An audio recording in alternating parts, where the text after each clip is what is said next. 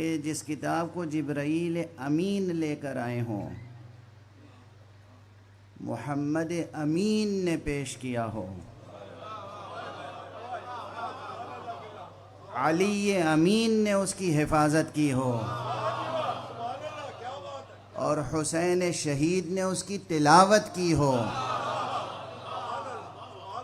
مگر اس قرآن میں تحریف کی کوئی گنجائش ہو سکتی ہے؟ پیغمبر اکرم صلی اللہ علیہ وآلہ وسلم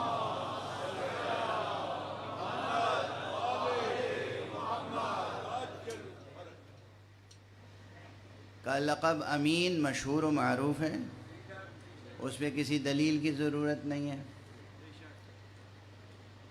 آپ کو صادق و امین کہا جاتا تھا،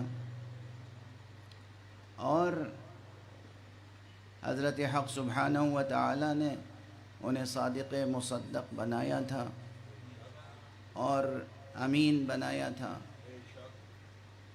جب وہ امین تھے تو یہ ممکن نہیں ہے کہ کسی شخص کو کہا جائے کہ یہ امین ہے مگر اس کا نفس امین نہیں ہے۔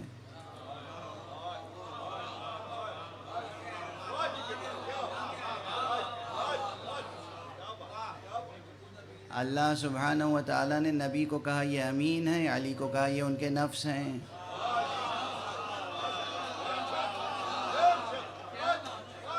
تو امیر المؤمنین علی ابن ابی طالب علیہ السلام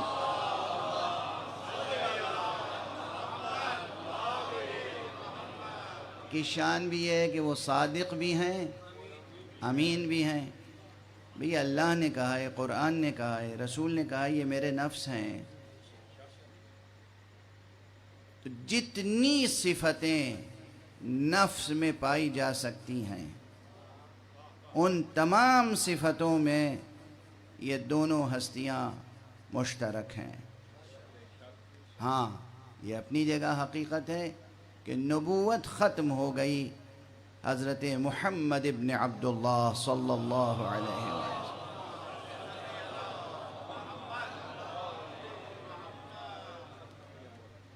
نبوت ختم ہو گئی اور ہر قسم کی نبوت ختم ہو گئی۔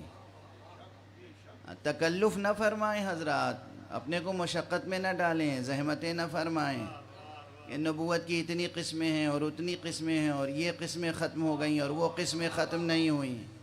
نبوت اپنی تمام جہات و جوانب کے ساتھ، تمام اقسام و انواع کے ساتھ ختم ہو گئی ذات گرامی محمد ابن عبداللہ صلی اللہ علیہ وسلم۔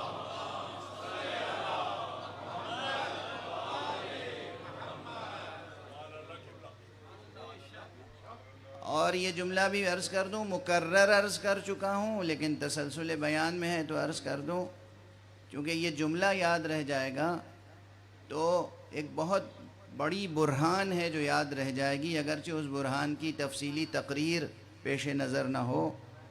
کہ سوال اگر یہ کیا جائے کہ آخر نبوت کیوں ختم ہو گئی ان حضرت پر، تو اس کا جواب یہ ہے کہ ختم اس لیے ہوئی ان پر کہ حقیقت نبوت منحصر تھی انہی کی ذات میں۔